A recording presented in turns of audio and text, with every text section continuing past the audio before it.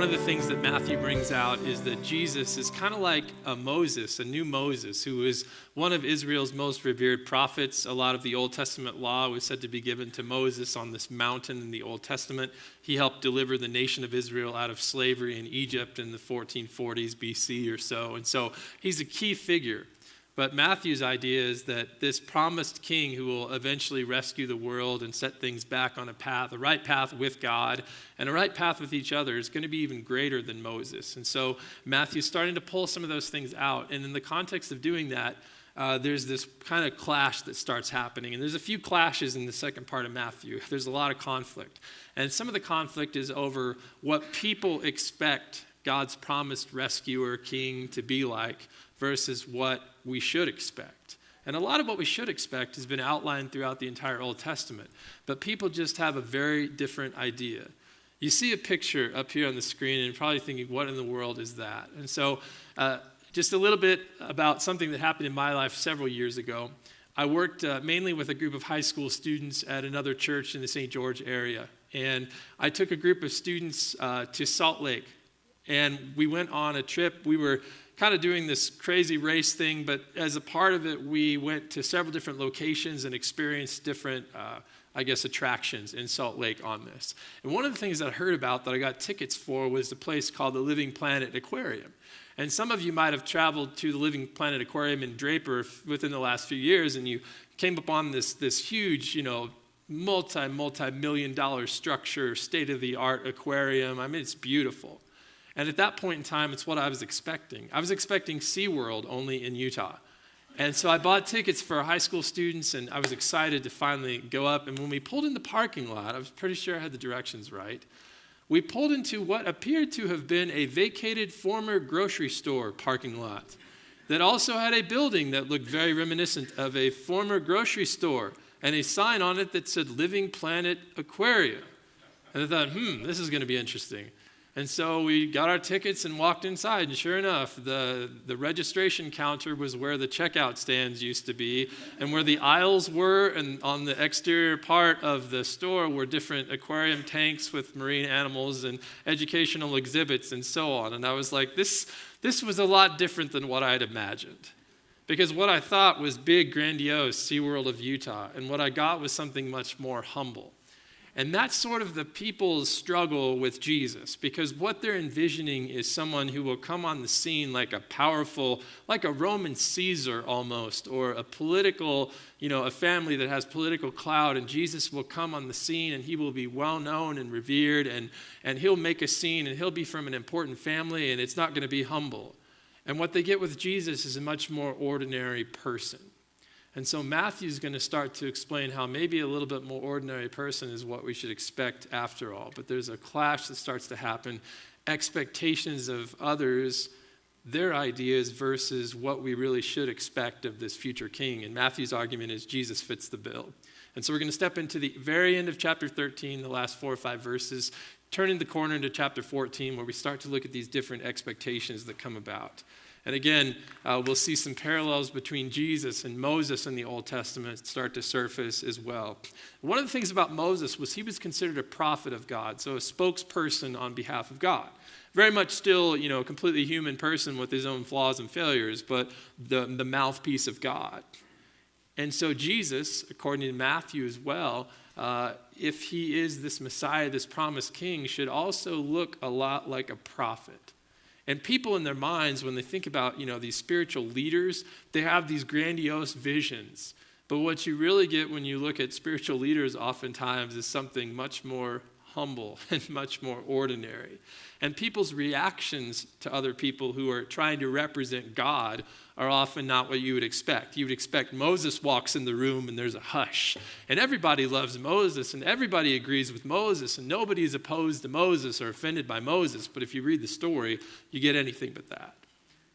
And they have the same ideas about what this Messiah figure should be like. He should be somebody, that's we're not offended by, but what we see is that people react to Jesus the same way that they've reacted to a lot of these prophets in the Old Testament.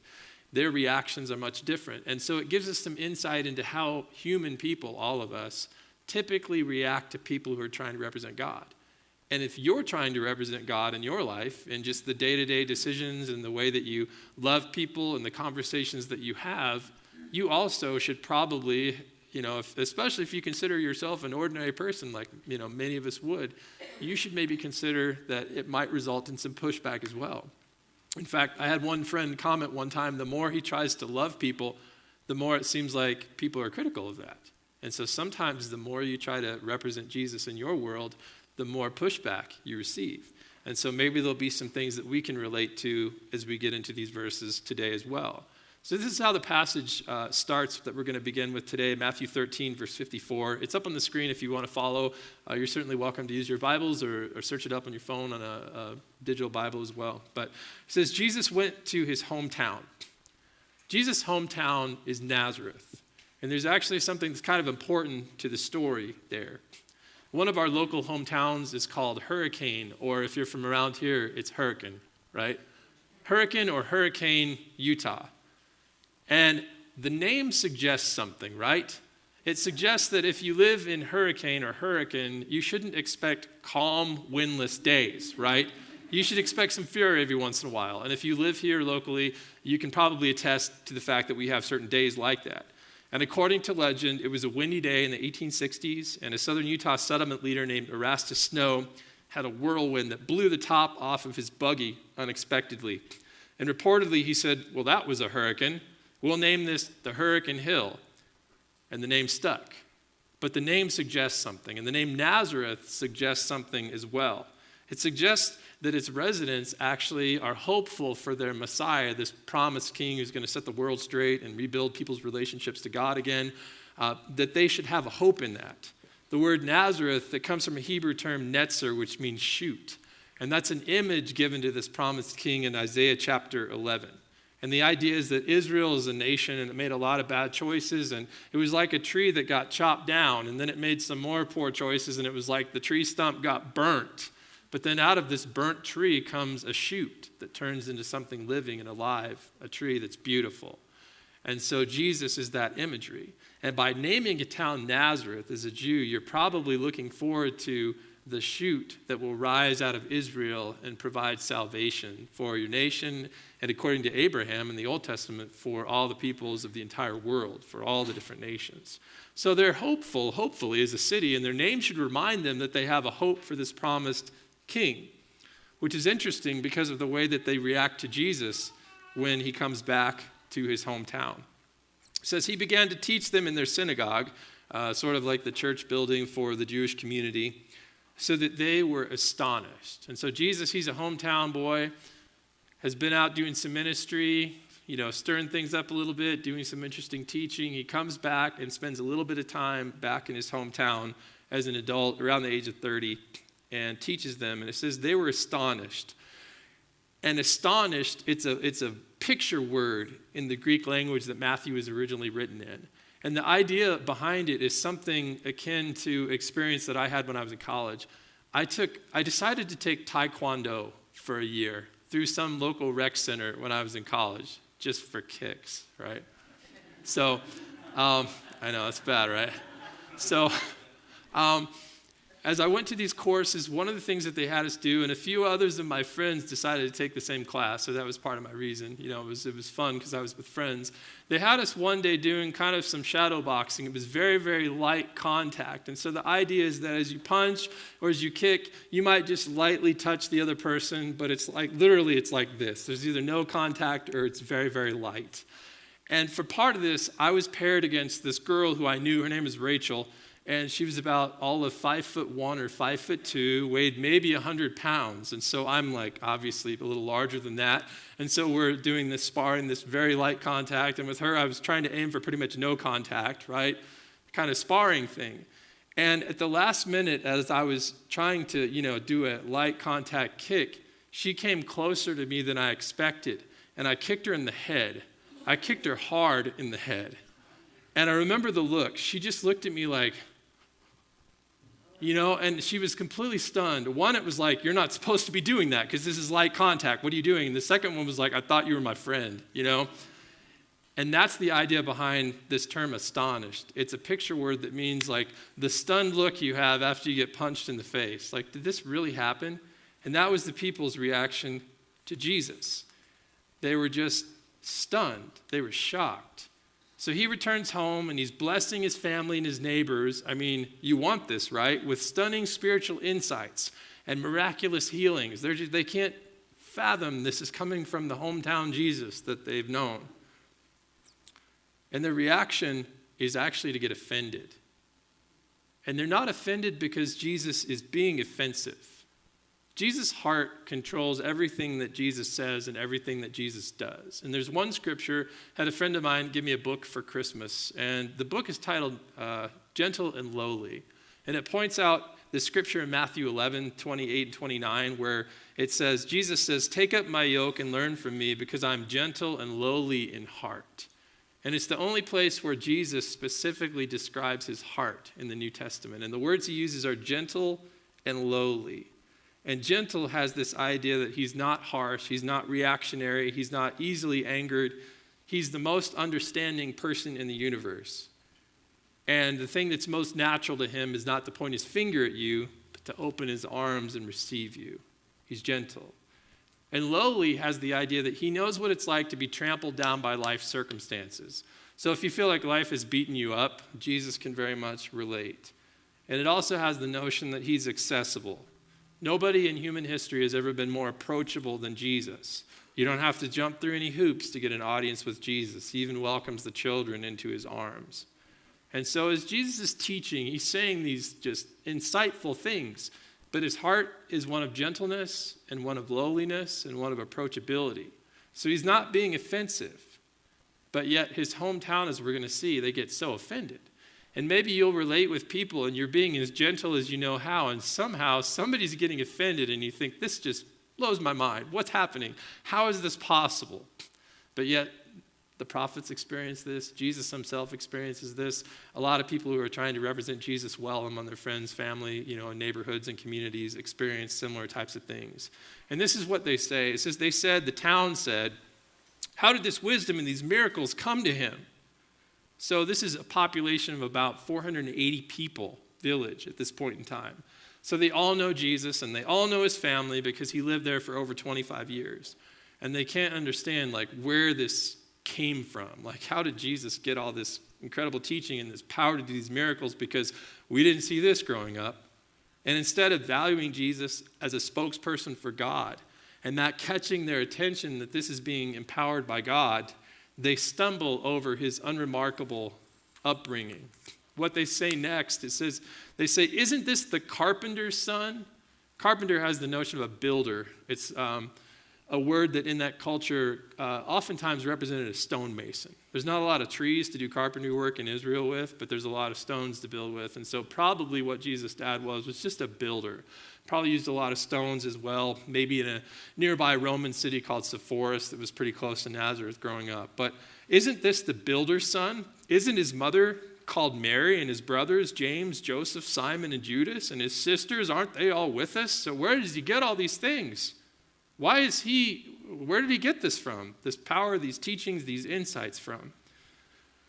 So there's nothing special about Jesus' family, and that's tripping people up. His dad was probably a stonemason. It says his mom is called Mary. And I can't prove this. This is just one of my random thoughts, and I thought I'd throw it out to you. But the word called, it actually is said. She's said to be. And it could just be the way that they say, well, her name is Mary, and Jesus' brothers' names are this, this, and this. We all know them.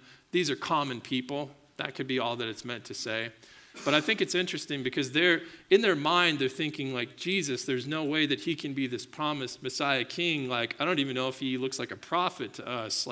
How can he be that? Because his dad's a builder. His mom's name is Mary, which actually means rebellious. And so I don't know if they're saying that for a reason, but that word that she's said to be could also give the idea that she's a little bit of a rebel, and they wouldn't see the Messiah coming from that mama, Can't prove that, just my own thoughts, so take it or leave it. But at any rate, Mary is the mom, the brothers are pretty, normal people, and then the sisters, they all still live locally, So they're known quantities, and none of them look like what Jesus now looks like. And so their ultimate response will be to reject that and to push back against it. And again, as you represent Jesus humbly or try to humbly love people, a lot of times rejection or retaliation, those things can come and be very unexpected.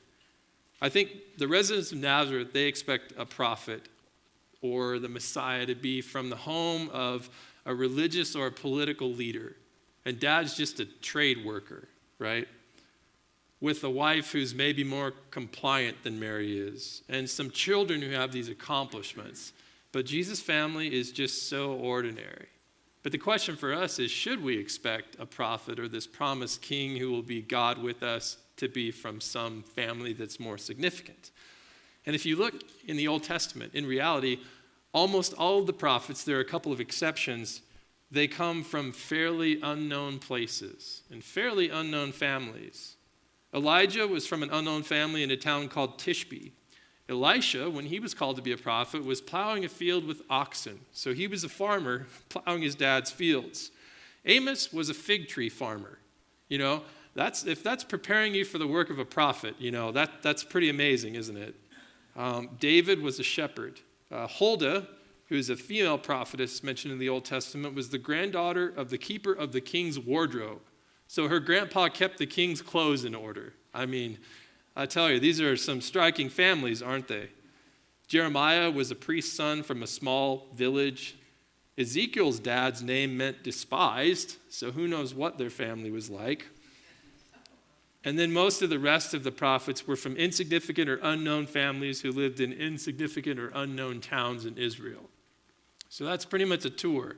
So it sounds like Jesus is right in line so far with maybe what we should expect. And it talks about the reaction in 57 as we finish out this chapter of Matthew 13. They were offended, Nazareth was. They kept being offended by Jesus. So the more he taught, the more miracles he did to bless the people of his hometown, the more offended they got.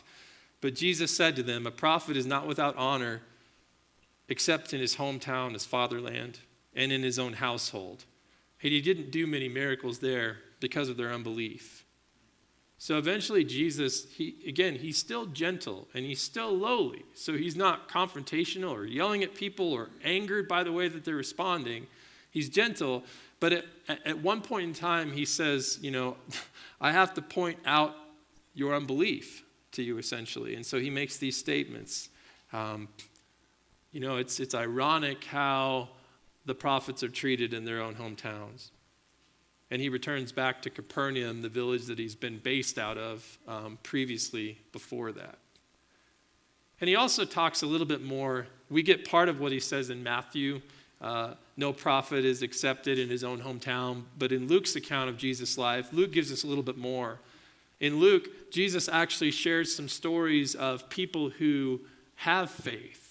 And they're people that are not Israelites. They're people from other nations around that God sends his prophets to bless.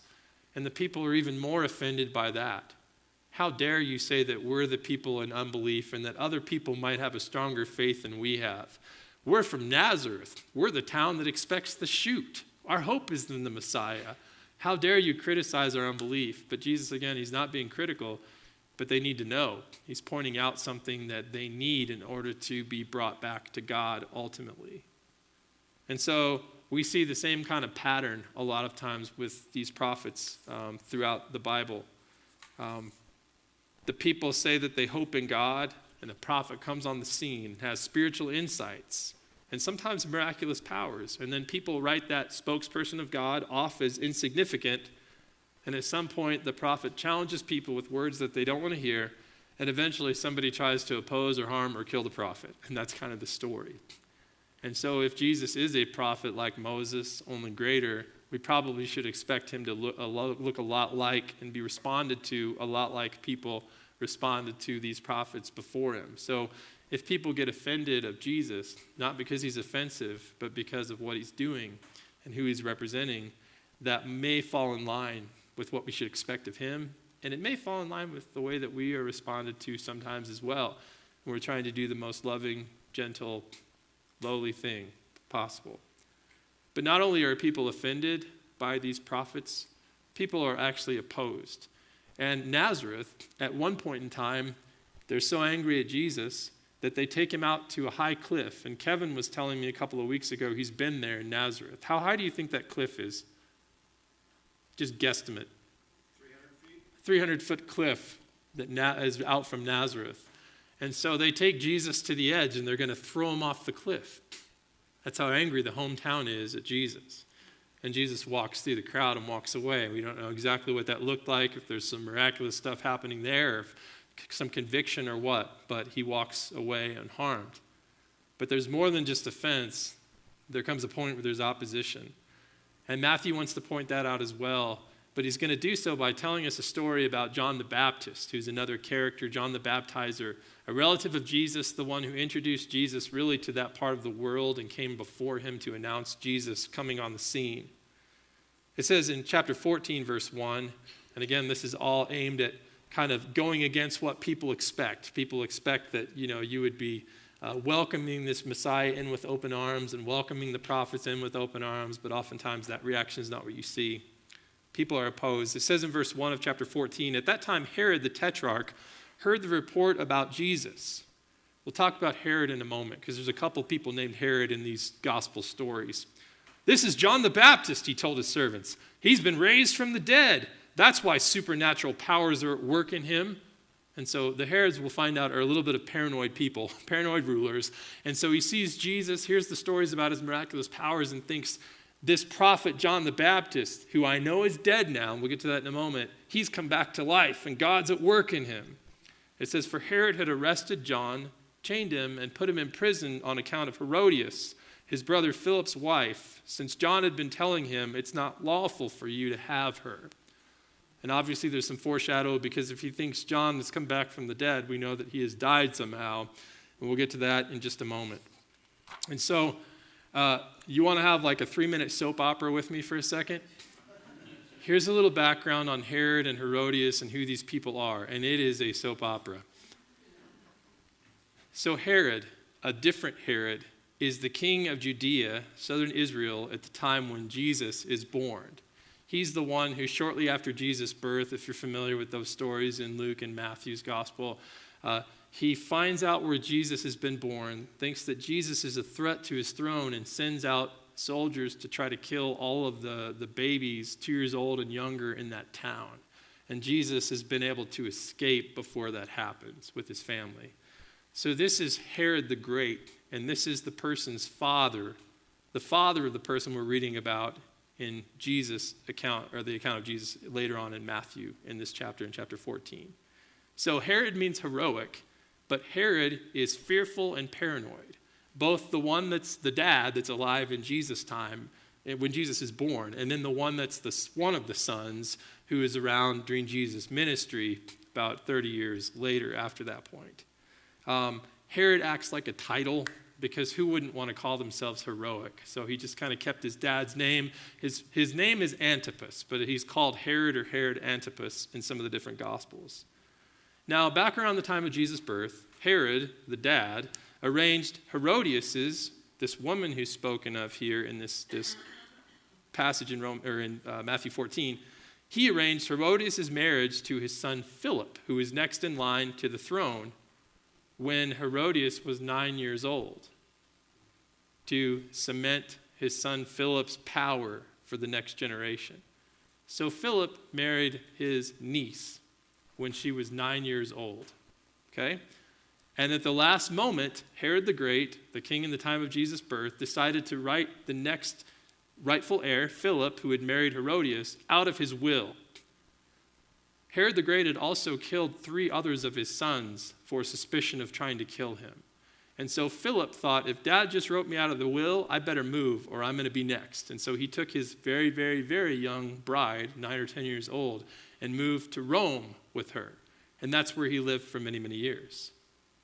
At some point in time, Antipas, who is the ruler, the Herod that we're reading about in Matthew chapter 14, went to Rome to visit his brother. He was educated in Rome as well. He went to Rome, and he enjoyed spending time with his brother Philip's much younger wife, Herodias. And so they developed a romance. And there was this agreement that Herod would come back, Herod Antipas, he would divorce his current wife, and then Herodias would leave her husband Philip in Rome and come back to Israel, and the two could have this romance and relationship. And what we find through history is that Herodias was more concerned with the power she would get from this romance than with the actual attraction to Herod Antipas. And so Herod Antipas now has his brother Philip's wife, because Philip and Herodias never were divorced. And Antipas also claims to be a Jewish person. Now, he's got some Jewish and some other different ethnicities in his background, but he attends the Jewish festivals, and on the outside, to get close with the Jewish people, he claims to be an observant Jew. And so John the Baptist confronts him and says, first of all, you're committing incest because this is your niece too that you're married to. And second of all, you're committing adultery because you just took your brother Philip's wife. But they're still married. You divorced your wife, you have her, and this is not appropriate. And so Herodias and Antipas said, I know what we'll do. We'll take John the Baptist and put him in prison so he can't talk to us and convict us anymore. So that's what they do. But ironically, Antipas recognizes the source of Jesus' supernatural powers. Nazareth doesn't think Jesus is from God.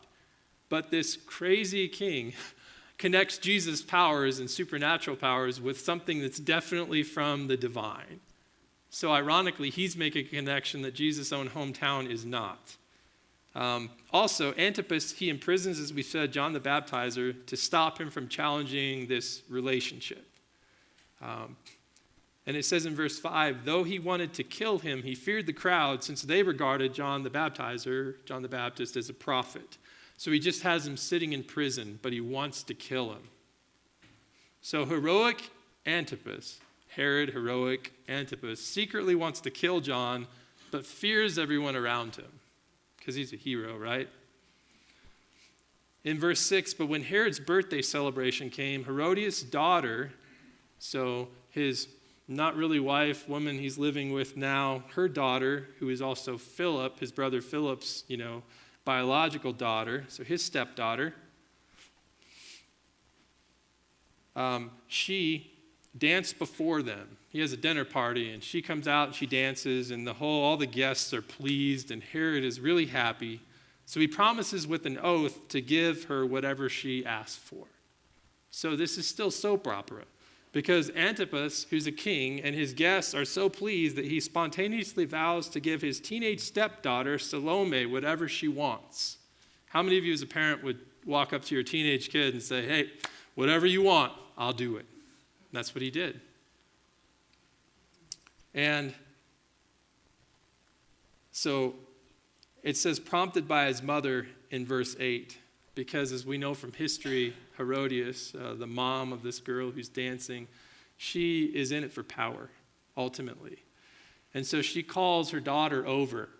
Prompted means she pulled her aside and said, here's what you're going to do. So she said, you're going to ask for John the Baptist's head on a platter.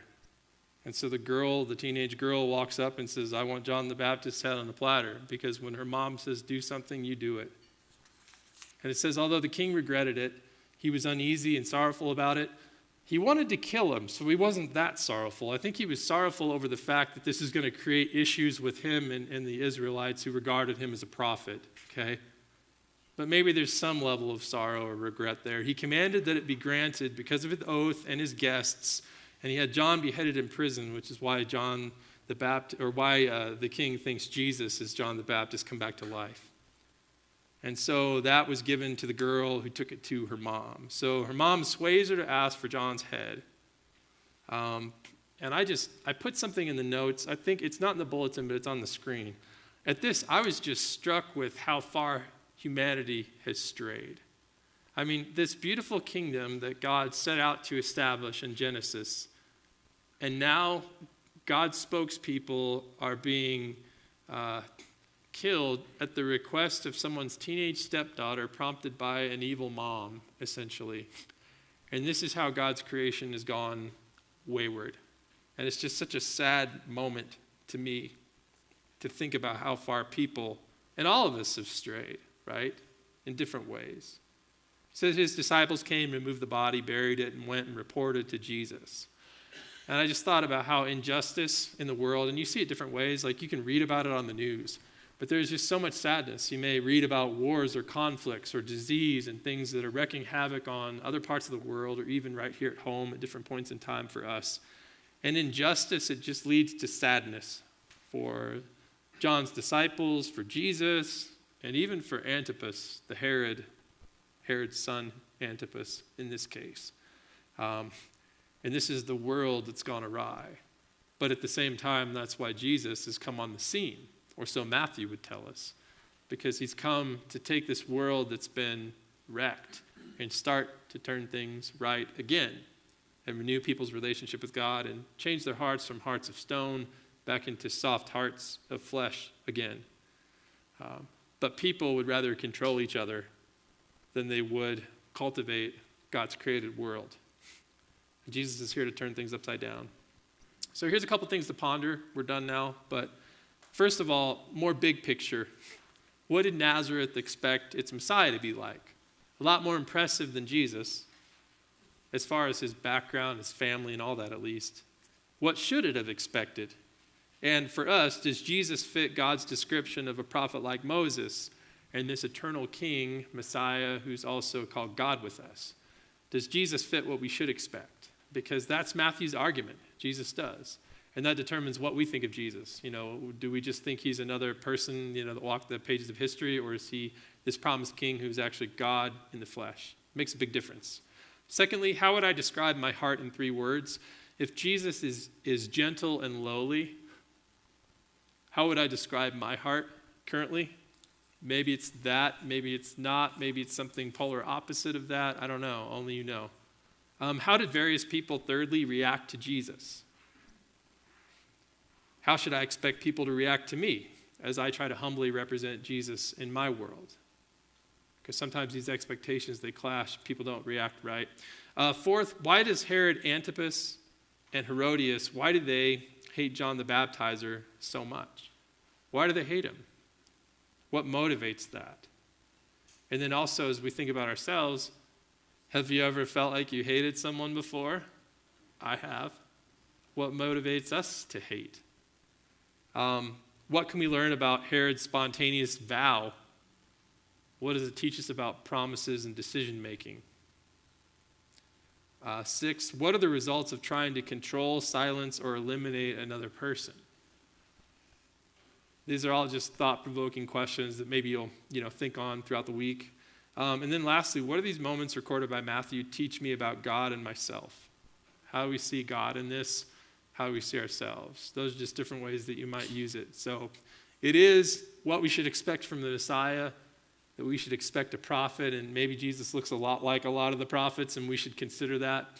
But it's also about how people react to others who are trying to represent God, and that can intersect us in different ways. So hopefully some of these things will be relevant to you, today, and definitely good things to think about and ways to assess ourselves that are important. So let's go ahead and pray as we close, and also encourage you to spend time with each other and get to know people here also if you have the time for that. God, thank you for putting us into this community, and I pray that you would show us something, that you would speak to each one of us today. Maybe for some of us, it's just learning from some of these examples, both good and very, very poor examples today, and trying to evaluate our own lives and our own thoughts and our own, maybe it's even these bitter emotions like hatred. Where are we in that? And where is this going to take us if we're not careful? So maybe it's self-assessment. Maybe it's thinking about who you are, Jesus, and maybe we don't know a lot about who you are, about who people claim that you are, but this is going to start us on the journey of investigation when we say, man, are you really God who came to this world? And if so, what does that mean for me? And if so, how are you going to make this world right again? And we'll get more answers as we go along. And also just see that as we try to represent you in this world, some people may be super enthusiastic. Some people loved you, Jesus, and followed you. And other people despised you and hated you. And so how might people respond to us? Maybe in a variety of ways. but help us to try to imitate your heart in all of this. In Jesus' name, amen.